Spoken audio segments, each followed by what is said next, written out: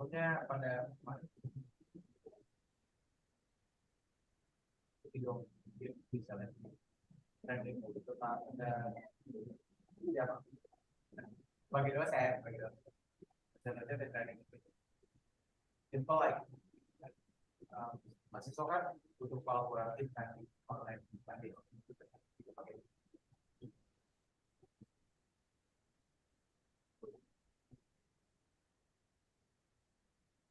Oke, Google Docs sebenarnya itu kan, tapi bedanya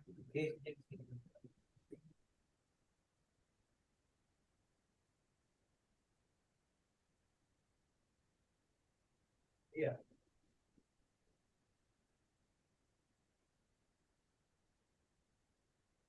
Karena ini yang jadi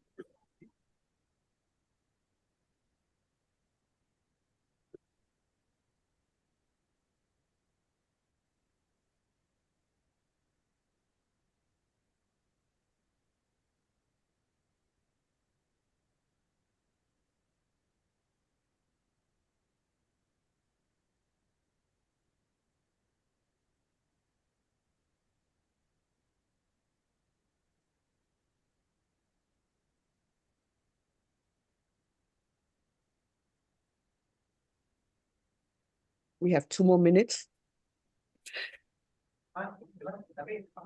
Dear, I think there's someone speaking in your background. Is that right? Oh, yes, yes. Oh, is it coming? We can hear. Oh, okay, okay.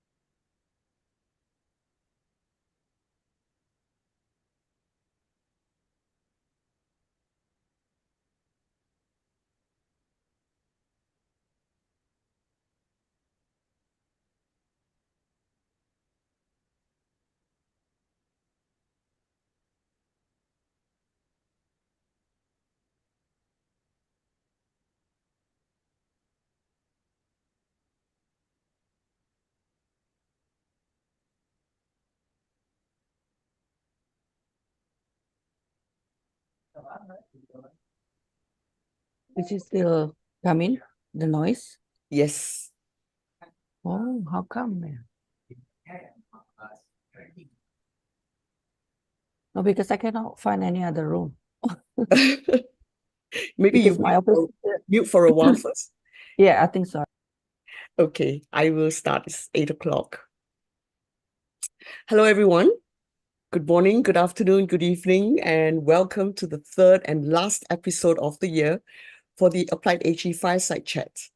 My name is Mandy Mock, and I'm the founder and CEO of AppliedHE, a Singapore-based but globally oriented higher education evaluation and branding agency.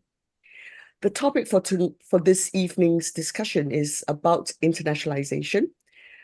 Should universities be rated for their internationalization? If so, how best to do it? Our panel of speakers will dive into the vibrant realm of university internationalization and discuss the importance of assessing universities on their global engagement and the impact this has on shaping higher education's future. So please join us to explore how a diverse mix of students and faculty, international partnerships, and curricula with a worldwide perspective can enhance the educational journey. We're also very grateful to our partner, Education Insight, and our sponsor, Universitas Hasanuddin, for their support in making this webinar a reality. Leading this evening's discussion is none other than the founder and director of Education Insight, Dr. Janet Iliva. She is joined by an exceptionally strong panel of speakers from Indonesia, Malaysia, and the Czech Republic. Dr. Janet, the floor is all yours. Thank you very much, Mandy, for the kind introduction. And good morning, good afternoon, and good evening to all from wherever you're joining us tonight. I'm Janet Ilieva from Education Insight, which is an international education consultancy based in Bristol in the UK. Today's topic is a very close one to my heart, and it will consider the internationalization of the universities. Is this important, and why does it matter? We know that universities are at the heart of innovation, and they're the go-to place to solve global challenges.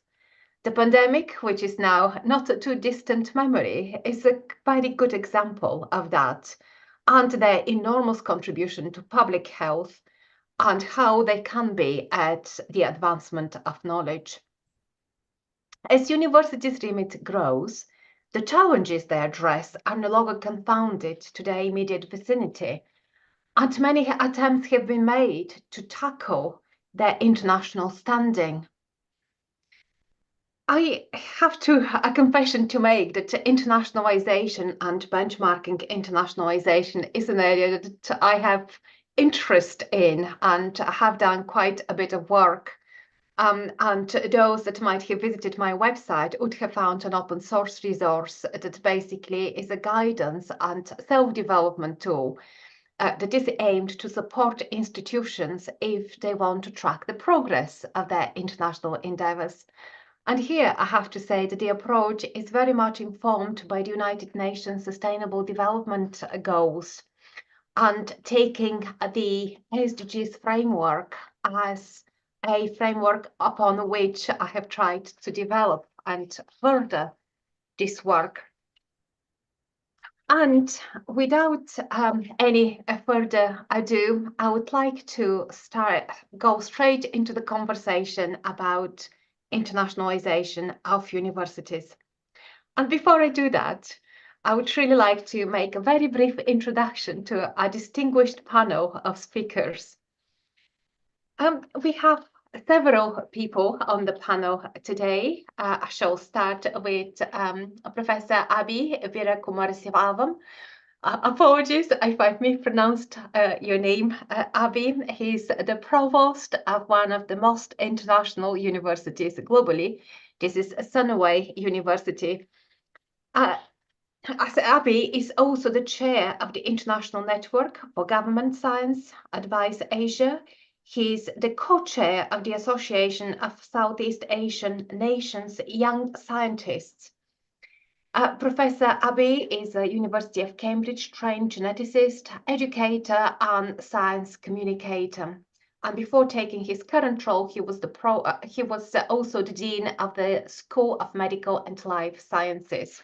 We are really excited to have you on the panel, Abhi. I know that's not your first AppliedHE Fireside chat, so it's good to have you again. Yeah. And our next speaker is Dia Vihardini. She's the Senior Manager, Education Development at the Provost Office, and that is at the Binus University in Tunisia. She's reporting directly to the Provost of Binus, and she oversees all the activities that are related to the development and innovation of future learning models and supervises the monitoring and improvement of student engagement to Binus University, as well as academic policies and practices for all the Binus tertiary education institutions. Welcome, dear. And third, but not last, is a long-term friend and colleague, Dr. Uwe Brandenburg, who is the Managing Director of the Global Impact Institute, based in the Czech Republic. He's also held an associate professorship at the University of Rovira, Virgili in Spain, and is guest lecturer at the ESCP in Berlin. Prior to that, he was the managing partner at CHE Consult, as well as Director International at the Humboldt University in Berlin. So in the room, we have a wealth of experience and expertise and perspective spanning over 2 continents. The format of today's session is, as in all previous events, each speaker has between 3 and 4 minutes to present their case on and their take on internationalization of universities. And we shall start with Abby. Abby, the floor is yours. Thank you very much, Janet, and thanks for the very kind introduction.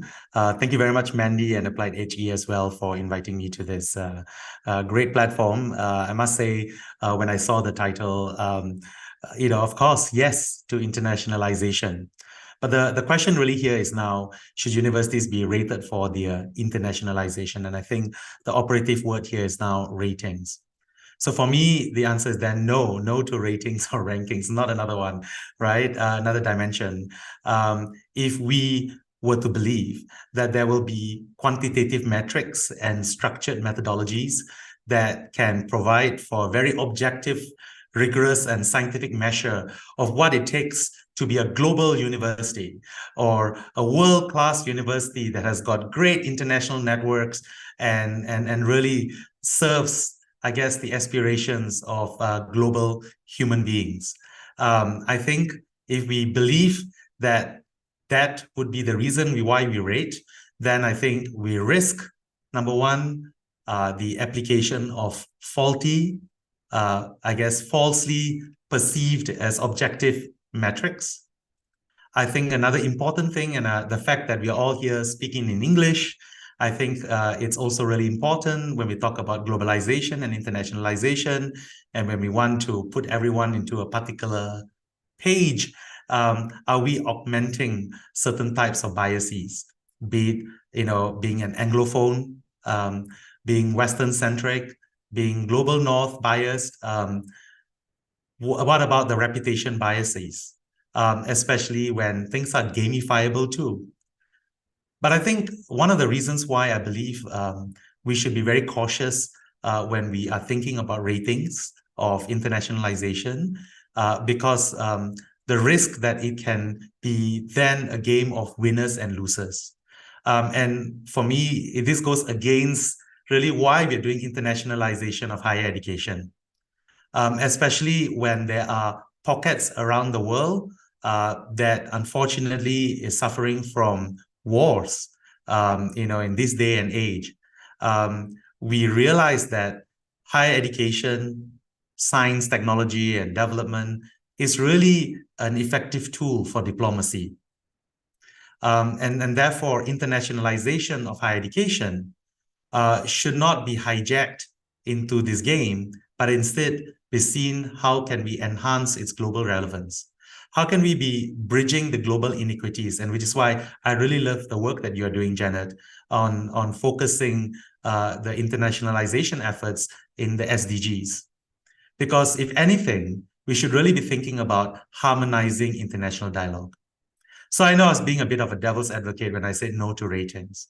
But I think if you're going to truly leverage the benefits of internationalization, which I'm sure my co-panelists will elaborate on shortly, the question we should then ask is, if we are going to rate, why are we rating?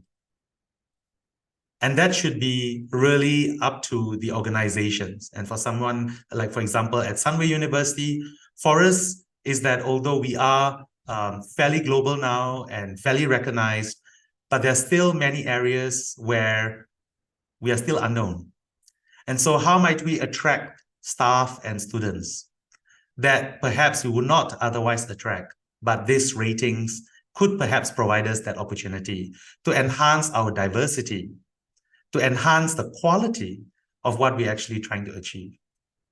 The other big thing is we have got very strong sustainable development goals aspirations, but we also know that we don't have all the answers. So how can we use ratings to truly enhance our visibility, but not just for us to be ranked, but how can we truly connect with each other? And so ultimately, it's about using these as an opportunity to benchmark, because if we see ratings as behavioral nudges to capture quality that matters, perhaps the societal and economic impact that can truly benefit local and international.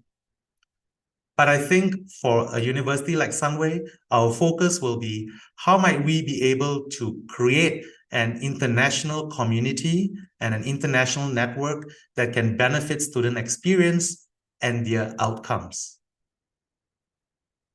I'll stop here. That's a very eloquent presentation of your stance, Avi. Thank you. Thank you very much. It's always quite refreshing to be reminded why we're doing the things we do and revisit our roots onto the core of the issue. Thank you again. And now we shall hear perspective from Buenos Higher Education in Tunisia. Dia, over to you. Yes, hi everyone. Good evening. I feel very honored to be invited as a panelist here. Thank you. And apologies if you can hear the Salat praying here. It's 7 o'clock, so it's the time for Isha prayer. So here is, I think, my perspective. Well, I'm from Binus University. It is a private higher education institution in Indonesia, where I think the majority of our students would have some financial limitations to actually go overseas. So in global rankings or ratings, the most common measurement criteria for internationalization, I think, is about mobility, such as the number of inbound and outbound students. So it will be very difficult for us to move the ranking ladders compared to students from the developed countries, of course. And therefore, our institution set our own measures of internationalization to improve our students' international exposure that can include the aspects of internationalization at home. So we do have a lot of programs on COIL, the collaborative online international learning as well. We do offer virtual short programs or summer programs. And we do also offer online semester abroad to our students as well. Because I think in Indonesia, I believe most students would have already felt very grateful to be able to communicate with their cohorts, even virtually. So I think if we would ever want to measure internationalization fairly, I think we need to expand or widen the measurement criteria for the internationalization itself to cater or accommodate the limitations of students from the other side of the world. I think that's my take. Thank you. Thank you very much, Adir. And I think it's always good to hear initiatives that involve breaking down the concepts and stereotypes.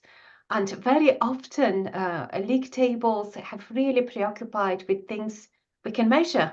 And the easiest one to measure is student mobility. But there are so many other forms of mobility, like mobility of programs. You mentioned online learning, like internationalization at home through semester abroad, for example, online semester abroad, but also the internationalization of the curricula. And I think it's really positive to hear about inclusive approaches to internationalization, where the benefits of being international are spread across the campus, not just those with the financial means to travel abroad. I thank you again. And Uwe, you are next. So from Indonesia, we shall move straight into the heart of Europe. And let's hear from Uwe. Yeah, hi. My take is starting off exactly where Abi left, and what you also mentioned, and it's the why. When we say why is internationalization relevant, the key question is why is it relevant for us? And that means one should have a theory of change on which one bases any strategy. Most universities don't. So we do internationalization because we think internationalization is good in itself. And that is, pardon my French, rubbish. And also mobility is not necessarily good in itself. So the key point for me is to have a rationale and a narrative into which internationalization fits. To me, it's very, very simple nowadays. It's not only the SDGs, it's within the SDGs, there are two topics for me that are the key why we need to internationalize nowadays. Number one is this saving of democracy. Democracy right now as a concept is under under threat everywhere in the world, and not the least in Europe. You know, we see right-wing movements all across Europe moving their ugly heads. And democracy is a basis only for some kind of fair communication across the globe. The second part, and that's the most relevant one, is climate change. Everything else is small and absolutely irrelevant.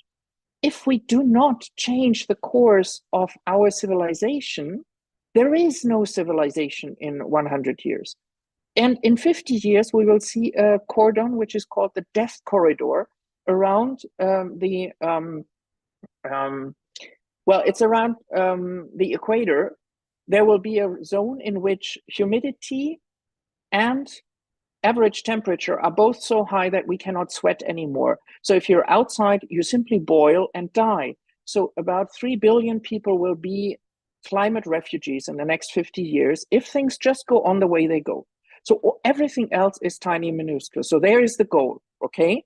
Now, the problem I have with all approaches in the moment is we focus on outputs, like how many students do I send somewhere? How many this, how many that? Absolutely irrelevant.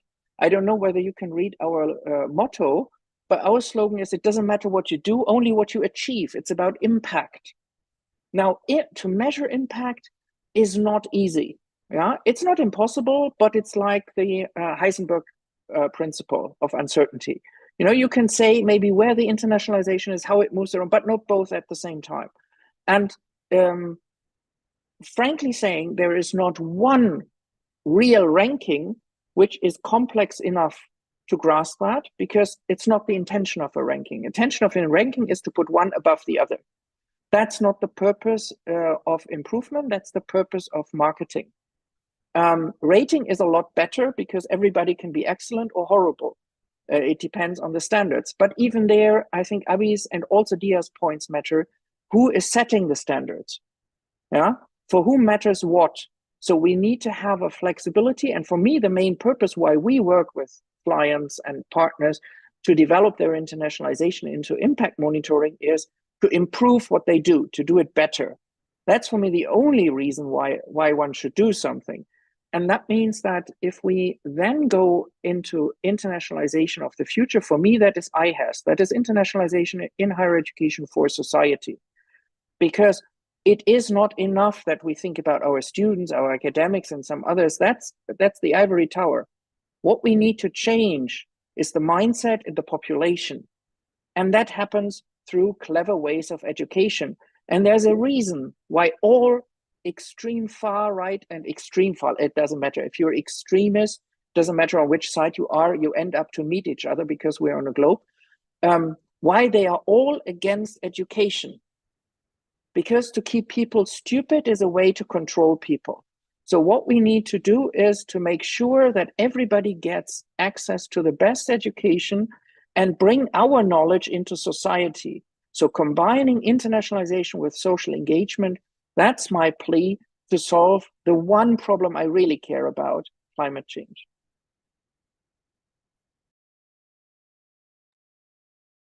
Thank you, Uwe. It's an excellent presentation of things that matter and that we are involved straight on, but there are also global challenges. Climate change is not one person's issue or one country's issue. It's certainly a problem that humanity is facing as such. What happens with the Fireside chat is that after we've heard the presentations from the panel, we go into Q&A from the audience, and typically the audiences that go to the Fireside chat is very engaged and very vocal. So I would invite you to either post your Q&A in the chat, but I would also like to invite you to raise your question by turning on your camera and microphone.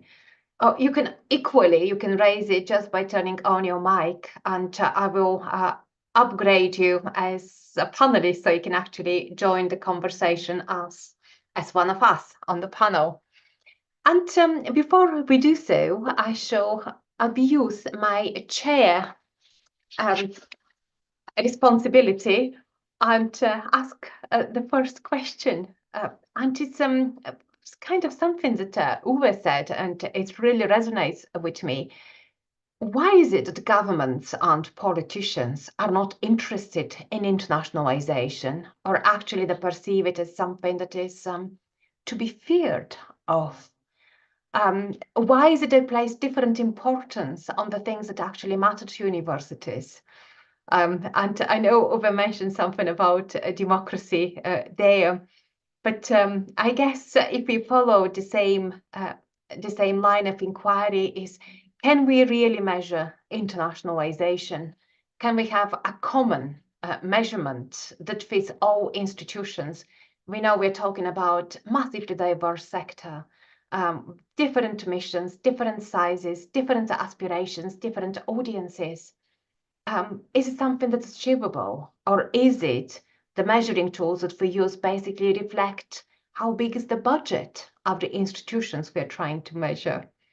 And if I can invite some initial reactions, who'd like to start?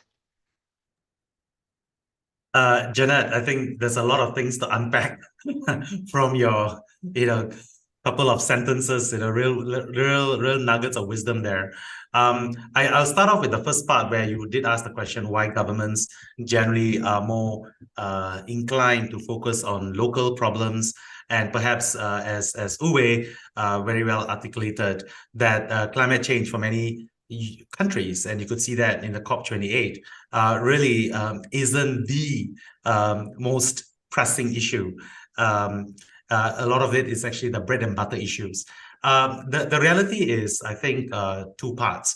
I don't think the policymakers per se don't care about these issues, but it's actually the realities of the post-normal world that we actually are operating in, where we are working along this space where there's a lot of uncertainties, and there's a lot of need for instant gratification.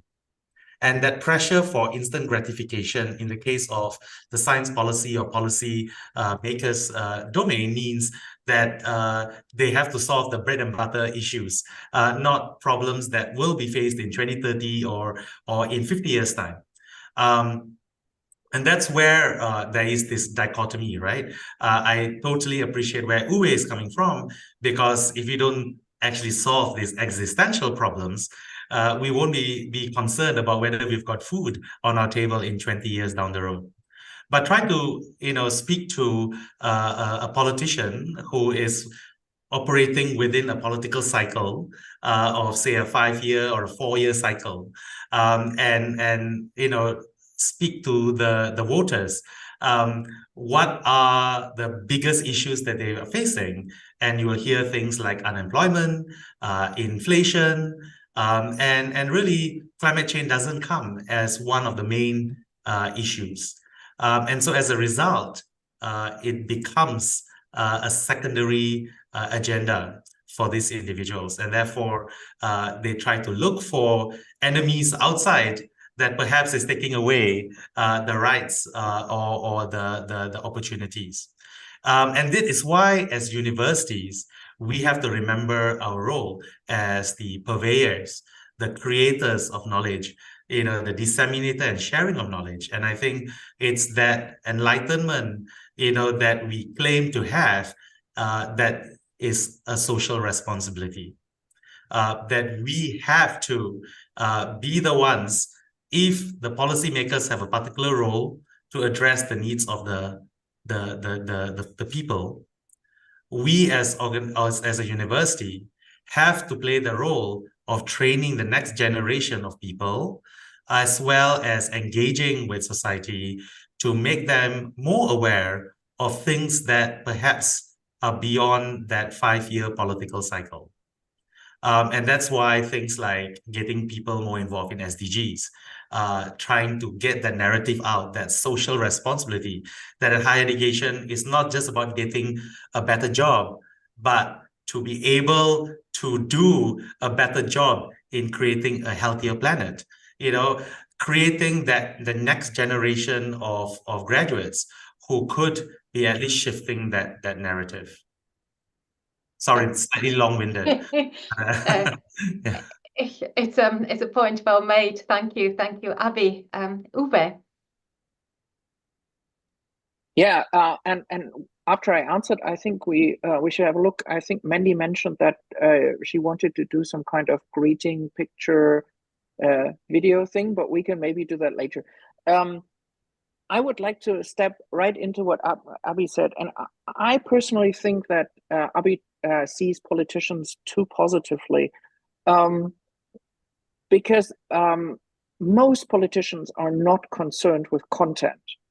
Most politicians are concerned with appearance and re-election. And that means that that's basically our fault as the electorate, because our problem is that more and more in our societies, we're not concerned about facts, but we're concerned about beliefs, and we want to hear certain things. Nobody wants to hear, you will have to cut back.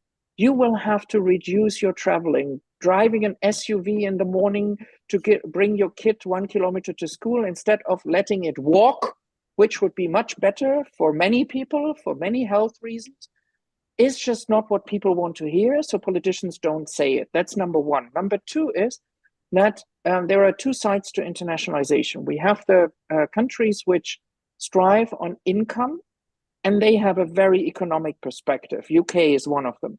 They have a very, very economic perspective on internationalization. So if people come in and bring funds, great.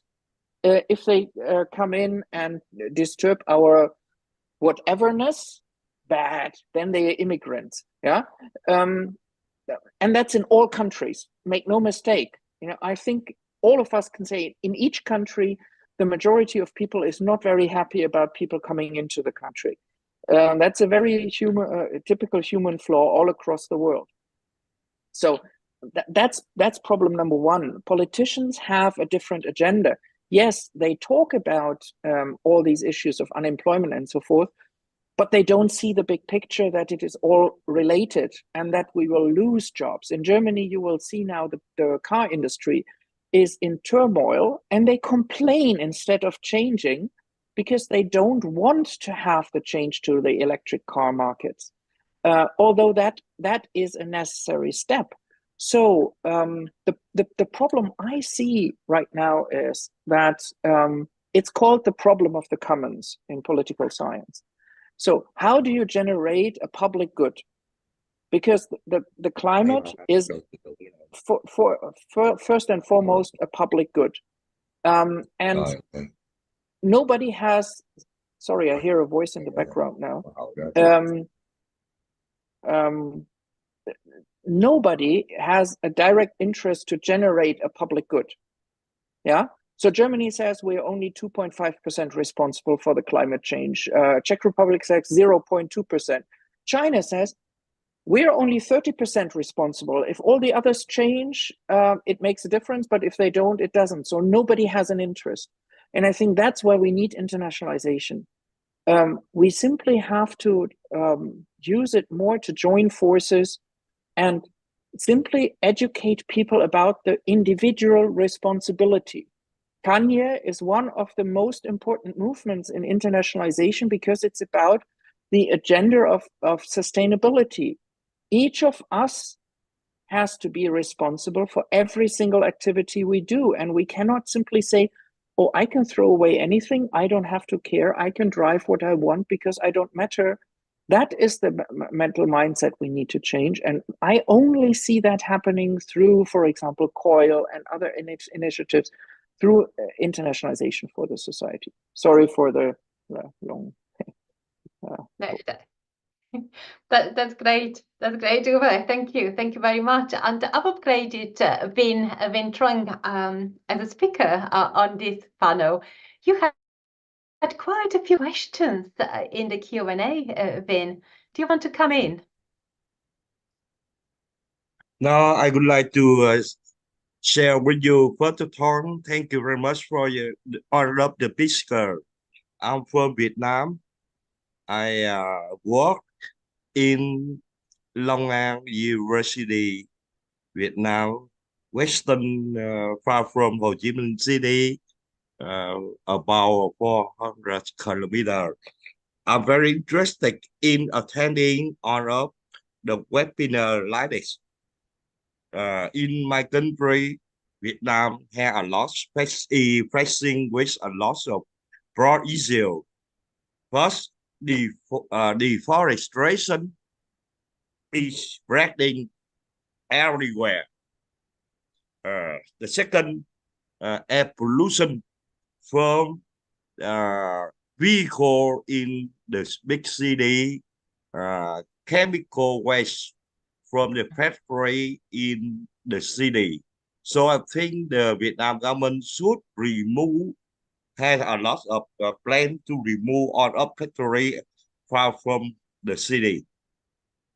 Traffic jam happen every day, especially in rush hour, early morning when the student go to school, the worker go to work, and evening return home. Robbery is a big problem. So the police officer try their best to reduce this situation. That is in my country, Vietnam. And I wonder, Vin, have the universities had any responses to kind of climate emergencies? Like, I mean, you mentioned deforestation, air pollution, heavy traffic. Air pollution in Ho Chi Minh City, especially. I was born and grew up in Saigon before 1975. I teach at University of Social Science Humanity, the second Long An University, the third I teach online on Paris University of International Education, and online of AppliedHE University in Montana. Very happy to join with all of you. So I'm surprised to look at in the mail and see the program. I try my best to spend my free time attending this webinar, and hope in the very near future, all of you agree me to attend the webinar. So allow me the title of the program. First, I try to present all of the problem happening in Vietnam.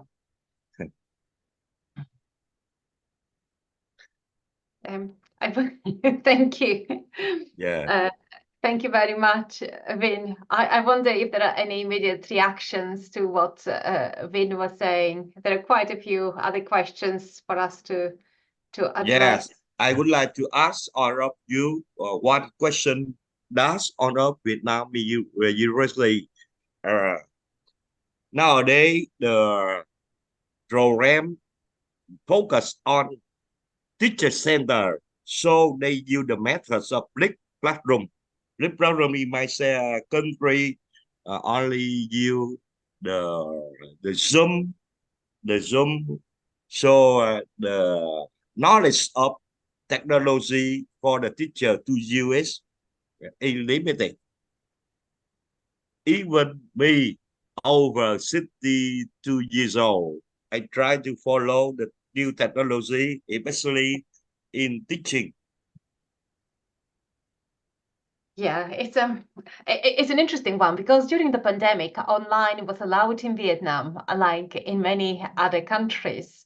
But I think after the pandemic, we are seeing the regulators pushing back on online learning and encouraging students back in the classroom, which is, I guess, quite odd. But I don't think it's just Vietnam. I think it happened everywhere as well, which is probably, it almost feels a little bit like, what did we learn during the pandemic? Have we learned anything, or did it never happen? So we just carry on as in the past. Yeah, Tina, that's a do you very want good to point, come Jenna. in? Yeah, it's a Yeah. very, very good point. And in fact, I just wanted to respond to what Vin had to say. Vin, I think thank you so much for sharing. But the Yeah. reality is that all the different grand challenges that you mentioned Yeah. that are maybe localized challenged in Yeah. Ho Chi Thank Minh you. or Hanoi Yeah. Thank you. I are listen. actually problems that we are facing in Kuala Lumpur and in actually every city around. Yeah. Yeah. And I think Thank you. that's why Uwe's point that actually, we have to think about why and what are we using internationalization for, and really focusing it on the grand challenge, in this case, climate change, is really Yeah. a good point to work on.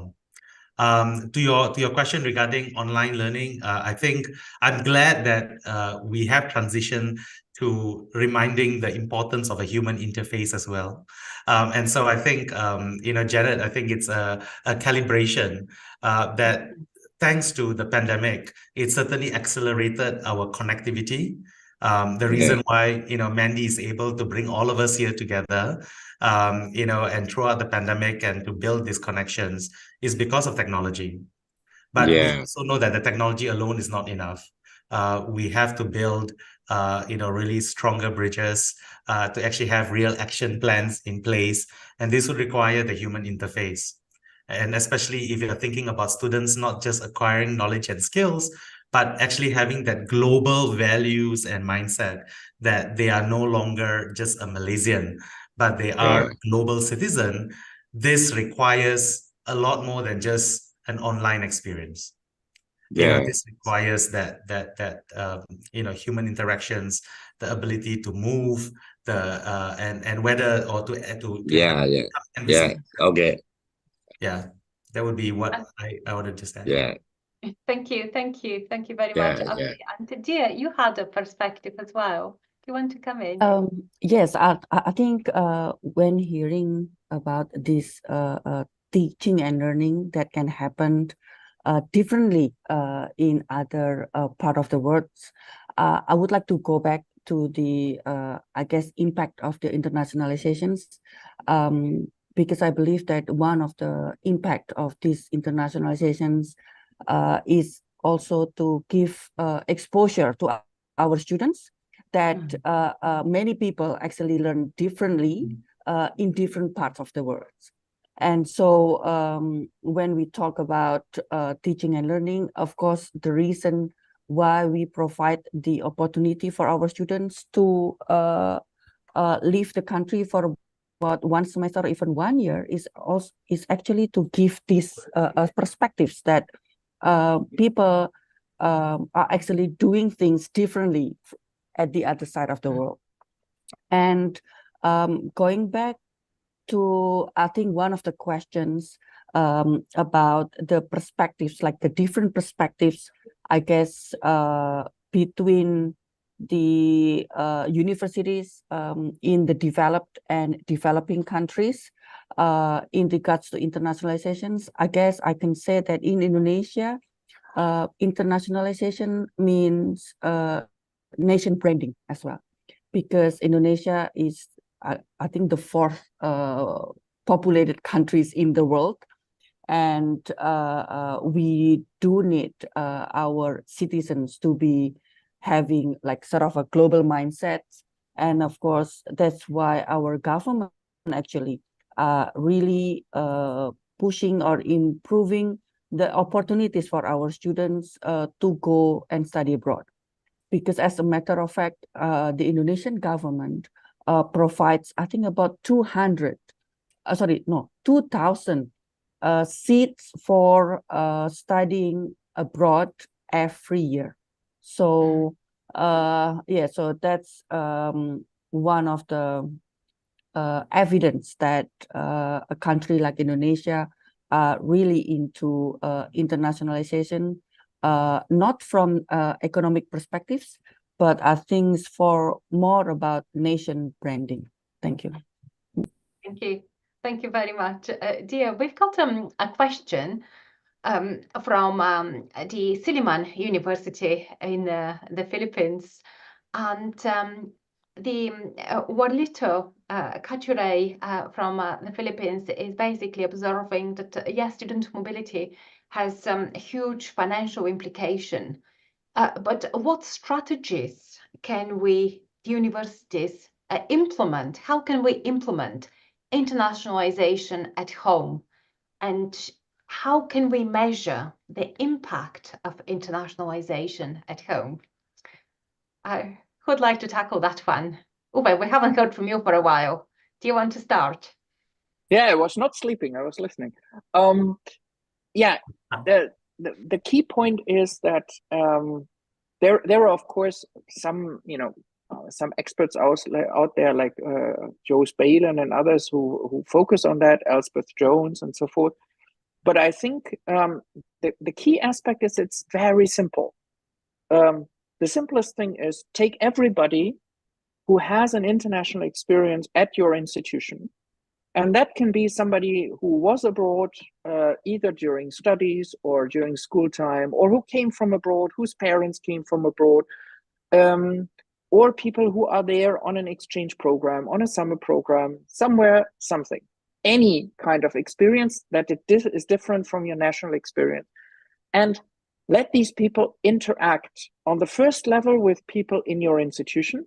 So, of course, it's super powerful if you have one person who went abroad and this person meets with 20 others who could not go abroad for many reasons, financial, family. There are many reasons why you cannot go abroad because they bring experience included in your curriculum. For me, I do not agree that internationalization of the curriculum and at home is the same thing. For me, that's a different story.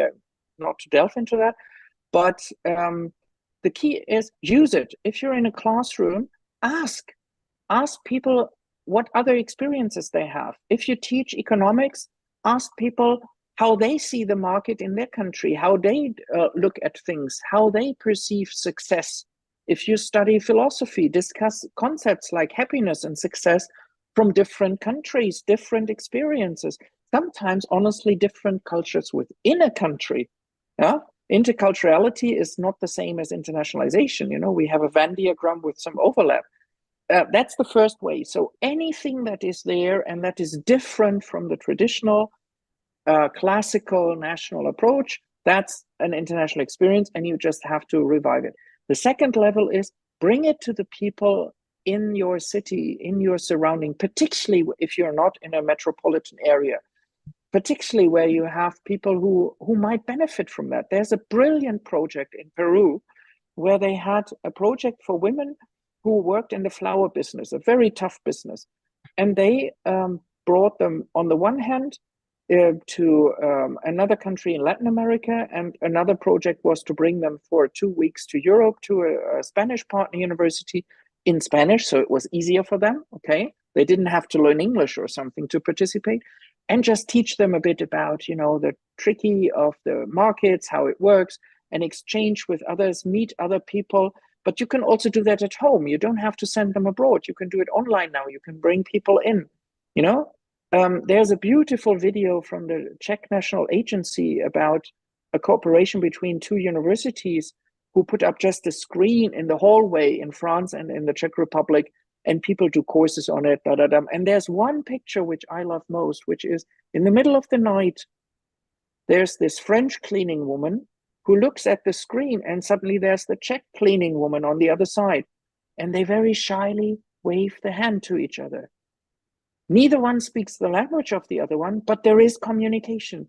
There is similarity, because that's the other thing we have to talk about. Internationalization at home is so powerful because it brings people not so much the experience of the otherness, but of the sameness. That the biggest xenophobia exists in places where you have no foreigners. Yeah, when you go into German factories in East Germany, where you have now 32% of AfD voters, which is right wing, most of them have never seen somebody from abroad. Yeah, and then they say things like, "Yeah, not Mohammed, my colleague, but all the other Muslims," because they just don't know people. And the thing for me is internationalization is not about the difference; it's about the similarity. It's bringing people together to see where we align.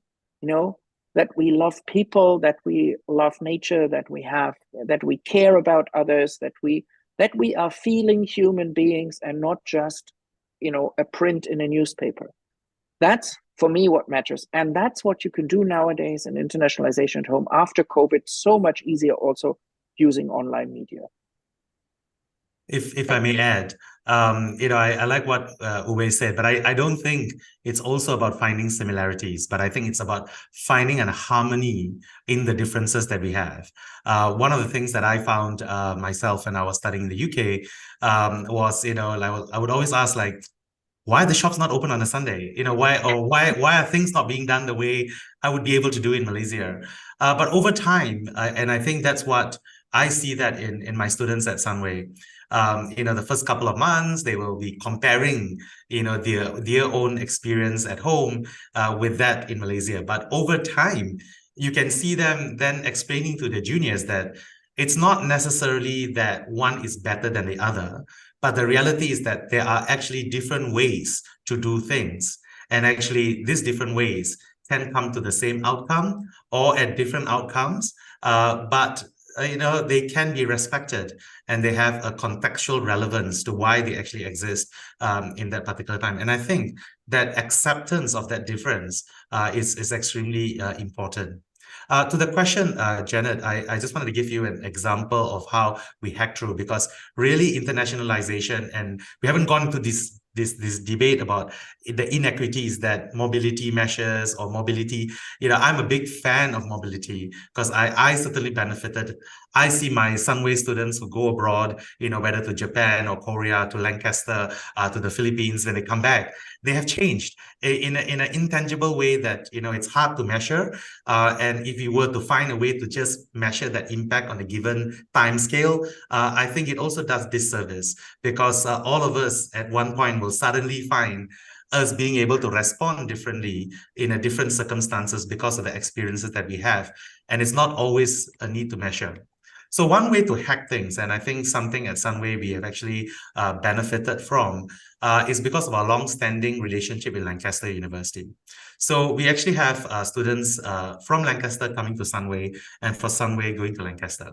And the arrangement that we have is that our students, when they go to Lancaster, they will actually still pay the same local fees, which is the Malaysian local fees, which is, of course, a fraction of what they would have to pay if they were in Lancaster. But it's the same thing for the Lancaster student who actually comes to Malaysia. They continue paying the UK fees for that international experience they will actually have. And we now have that with various different universities. And for a while, it was the Sunway students, paying less, and maybe countries like Japan or Korea more. But now we're increasingly seeing that with collaborations with India, with Philippines, with other countries, where now our Malaysian students are going to pay a Malaysian fees, which is more, but for an experience in the Philippines, so that we can then contra that to sponsor a Filipino student who then only have to pay local fees in Philippines to come to experience that international experience in Malaysia. So I think this is a real an opportunity for many of us. And I must say, thanks to Mandy for giving me the opportunity to visit the Philippines 2 weeks ago at this conference. And then I just realized that we are so preoccupied with sometimes a very Western-centric view of what mobility might mean, or how can that international experience be truly international.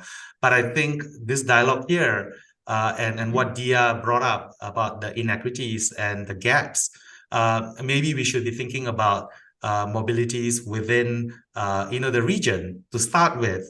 And as organizations then build greater confidence, they can then start having partnerships with other universities, and then finding new funding mechanisms to support it. That's great. Thank you very much. I'm very mindful that we've got so many questions that have been sent to me. Dear, if you just hold on for a second, and if I can also bring some of the questions that have been raised in the chat. I know that Syed has been has asked quite a few of those, and I have tried to upgrade him as a panelist, but in case he doesn't come up, he's making a point about basically many of the universities in the US, UK, and Australia are very much market driven. Can other countries overcome that basically treatment of international students as being export driven, or too much preoccupation with exports? And society has also had a different question, which is about higher education institutions as essential actors in creating balanced and constructive internationalization strategies. And that, but also they must advocate for change at the government level. But the government policies are driving internationalization in a direction that is different to the long-term academic purpose of the universities. And is there a way to basically address that? I'm mindful that we are running out of time. So would you like to give us your final responses and reflections? But if you can come and weave one sentence for science as well, that would be amazing. And Adia, I know you had your hand up, so you've got 2 minutes if this helps. Oh, should I start first? Yes, Okay. please. I think again, internationalization is one thing that has to exist, of course, because I guess it's kind of a glue that can make people from different countries to be able to understand each other. So I think only through internationalizations that we may eventually, like sort of have some global understanding and global cooperations of course, in a positive way. And responding to Syed's questions, again, I think most of the Southeast Asian countries, if not Indonesia, has already seen this internationalization as a key method to actually prepare their human resources to be able to face a global market, I think, and also global competitiveness. And so the government should be encouraged to support with all the necessary policies that can ease the process of the internationalization activities. I think that's all I can say. That's fantastic. Thank you. Thank you very much, Dia. Uwe or Abby, who's going to go next? All right, I'll go first and then Alphabetically. Okay, Abby, Sure. you go. All right. So I think, I prescribe to this. The university that collaborates the best will be the one that competes the best. And especially in the current world where it's not about being better than everyone else, but it's actually how can we be better for all. And at Sunway University, I guess it's a little easier because we work within a non-for-profit structure. And so our moral compass per se is actually perhaps not as perhaps confusing as if you were, a private university that was, a typical private university driven by profit making. To the question that Syed actually mentioned, I think is going to be the theme that I want to end with, which is there's always going to be mismatched expectations between partner institutions and in international networks. And that's why we go back again to why are we doing it? And we have to own that narrative. So institutions need to know exactly why they want to be, an international and global player, and what role do they actually want to play. And I think in a world that there's so many partners, and like I said, I was sort of blown over by the number of institutions that exist even within the region, that I think if organizations, independent of where they are in the ranking, but if they can't respect your own value that you bring in, if they can't respect the cultural and limitations that perhaps your organization is coming from, I do not think they deserve your respect too. So I think it's time that, organizations and institutions, we also shed the victimhood. Ultimately, the colonial mentality that we blame the West for perpetuating can only manifest if we as institutions in the East continue to believe that they can exert that power on us. So I think we should use internationalization as a tool that says that, hey, we are here and we are going to find our own connections, and those connections matter. Thank you. Fantastic. Thank you. Thank you, Abi. Uwe, final word from you. What Abi said fits so well, because I think in 2009 we did a session on NAFSA called Dating Strategies and Internationalization. And we explained to people using psychological research that the way you choose universities is exactly the way you choose a partner in life, or one night stand, or whatever. Because the first factor is attractiveness, and that is translated into ranking. But it's also the least relevant factor when it comes to trusted and successful partnerships. Nobody cares the least bit where you are located on whatever kind of ranking, because it does not matter. And the second thing for that is true success in a partnership is not when one is looking up to the other. It is when two look into their eyes and perceive each other as equal partners. So I would not care the least bit whether in some countries it's economic, in others it's not. It depends on the institution. If the institution sees you only as a revenue generator of whatever kind, don't be surprised. It's just an economic relationship. And we know there are also between humans economic relationships. You don't love your boss. The boss pays you. That's your relationship to the boss. And never confuse that with love. There is no love, okay? So find a good university partner means find somebody who respects you for what you are. That's for me the simple thing. The difficult thing is when it comes to politicians. We had that. And that is one of the qualities that not every university president or rector has, which is to be simply a very clever negotiator. Because that's what you need. You don't need a top-class academic to lead the university. That's why it is pretty clever what the Americans do, to have a president and a provost, to have somebody who is the academic head and somebody who is the one who sells the institution.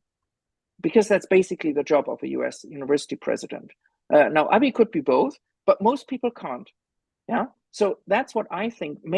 Choose a president who sells your institution well, and have somebody else who takes care of the in-house quality.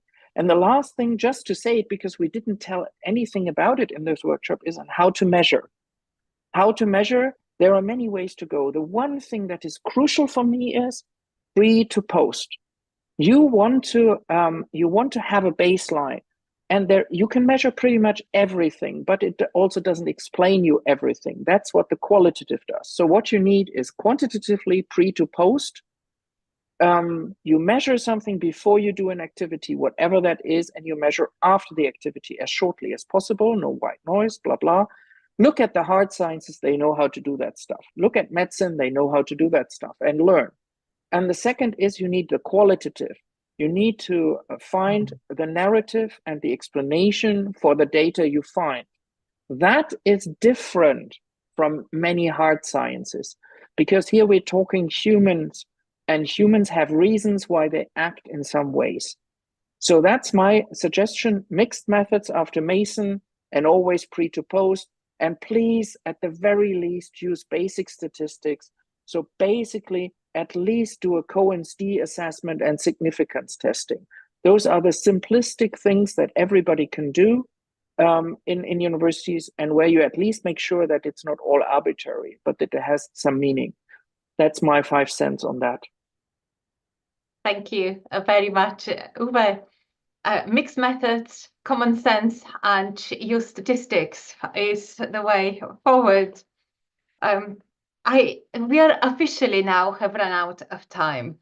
And I very much hope that you have enjoyed today's Applied Fireside Chat. I would very much like to thank wholeheartedly our incredible panel, Avi, Dia, and Uwe, and also the AppliedHE team, Mandy and Simon, and all of you who joined the Fireside Chat from wherever you are in the world. I am Janet Ilieva, and it was a delight to be with you today.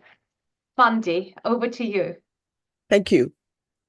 So a big thank you to all our participants for joining us for this very interesting and relevant discussion. I hope you've all enjoyed it. I certainly did. Please allow me to also express my deep appreciation to our wonderful speakers and to Janet, of course, for their time and contributions. This is the third and last Fireside Chat for the year. And believe it or not, we are into season 5 in 2024. And that's just about 2 weeks away for both Squaring the Circle debate and the Fireside Chats. How quickly time passes. Anyway, here is a lined up of the months for both webinars for 2024, February and August for Squaring the Circle debate, and May and November for the Fireside Chat. We have reduced it to quarterly instead of bi-monthly, as we understand everyone is busy traveling. So we will be emailing you when the dates and themes are confirmed. Please do check your emails, and I hope you will give us your support as you've been doing for the past 4 years. Do write to me if you would like to participate as a speaker. And recently, we've just launched the AppliedHE Public and Private University Rankings for the ASEAN region, hence making us the new rankers in town. I know Uwe doesn't like that, but I have to say it anyway. So you can check the details on appliedhe.com. Next, we also launched a new consulting project. I'd like to introduce to you the Smart Consulting Strategy. I call it the 3 Musketeers, or 3M for short. How did 3M came about? Well, this is the quick story. In my 2 decades of extensive experience and observation in the higher education industry, and having had the privilege of speaking to key decision makers like presidents, vice chancellors, rectors, ministers, etc., I have made 3 crucial observations. The first observation is, if you can promote your employability and student satisfaction successfully, you would have been able to convince both the parents and students that your school is the right choice. I won't go into the details, but for every observation, we will have a solution. And the solution for observation 1 is the job ready rating from AppliedHE. The second observation is, if you know how to communicate, engage, and most of all, retain your alumni, you would have won half the battle, because you would have been able to raise your reputation easily, both locally and globally. You would be able to recruit new students, generate more funding and donations, find more job opportunities, internships for graduates, and many more. And to address this, we've created the Alumni Ready app to help you do the job. The third observation is, if you can equip your students with the soft skills that employers want, your students would be in great demand, hence raising your employer reputation. And the solution to this is the AppliedHE Critical Thinking Assessment Test, created specifically for your graduating students. This smart solution for the third observation comes with 3 strategies as well. First, it helps to improve your students' soft skills, making them more attractive to employers. Secondly, it is designed to put your institution's brand and employability statistics of your students into the hands of employers, hence enhancing your employer reputation. And thirdly, it is an effective strategy to increase your employer reputation at no cost or very low cost to your institution. So my 3 observations have evolved into a cutting-edge strategic consulting approach, meticulously crafted to tackle all your institution's challenges. The 3M consulting strategy will provide powerful insights and information for key decision makers to make informed decisions and strategies, and to truly understand all your stakeholders involved. Most consulting projects only look at one dimension, and that is addressing your current situation. We do things differently. With our 3M radar-like approach, you can now address your institution's past, present, and future challenges. And we're not here for just one team. Our apps and solutions are built to support several key departments of your university. This is not only a smart consulting project looking at your institution from 3 dimensions, but also a fundamental step to take if you are serious about improving the overall quality of your institution. The 3M strategy is truly an all-rounder, transforming your institution's future like never before. Definitely a game changer in the consulting space. So please contact me if you're interested in this innovative strategic audit. You'll be very surprised at the competitive costs. And last but not least, we want to acknowledge our sponsors. We're very grateful for all their support. City University of Hong Kong, Universitas Hasanuddin of Makassar in Indonesia, and Education Insight from the UK. A big thank you for all your valuable support. So we've come to the end of the 3rd and last Fireside Chat for the year. Thank you very much, everyone, but please do not leave the room yet. We always must have our AppliedHE signature sign-off after our webinars, and tonight is particularly special because we won't be seeing you till next year. So we want to wish you all season's greetings and a Happy New Year. We're going to open the room now for a few minutes. You'll see each other, say hello, introduce yourself, and this is as much as we can do online in the name of networking. So please turn on your cameras. Simon will be upgrading you to panelists. Please do not decline. Before I hand you over, I'd like to remind you again, if you'd like to speak at any of our webinars or even as a sponsor, please reach out to us. Thank you very much. Have a great evening or a great day ahead. Wishing all a Merry Christmas and a Happy New Year. Over to you, Simon.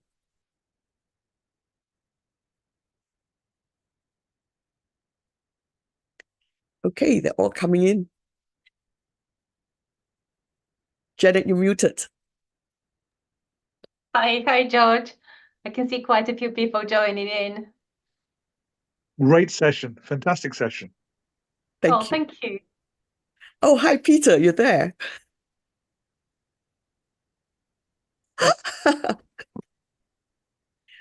You're muted, Peter. Hi, everyone. Sorry, I joined very late.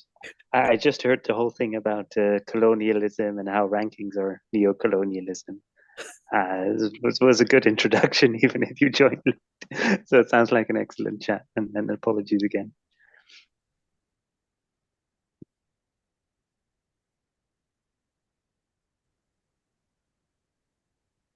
And aside, I apologize. I tried to bring you in, but I think I upgraded to a panelist the wrong side in the room. That's why I read your question. All right, thank you. Okay. Have a very good evening to everyone. Hi, Syed. Oh, it's good to see so many people here. Well, just wanted to wish all of you Happy New Year, Happy Merry New Year. Christmas. Happy New Season's Year and Merry greetings. Christmas. Yes. Yeah. Hope to see all of you next year. Bye-bye. Yes, enjoy the holidays. Yeah. All the best. Bye for now. Bye-bye. Bye. Bye-bye. Thank you. Hi, everyone. Bye. Hi.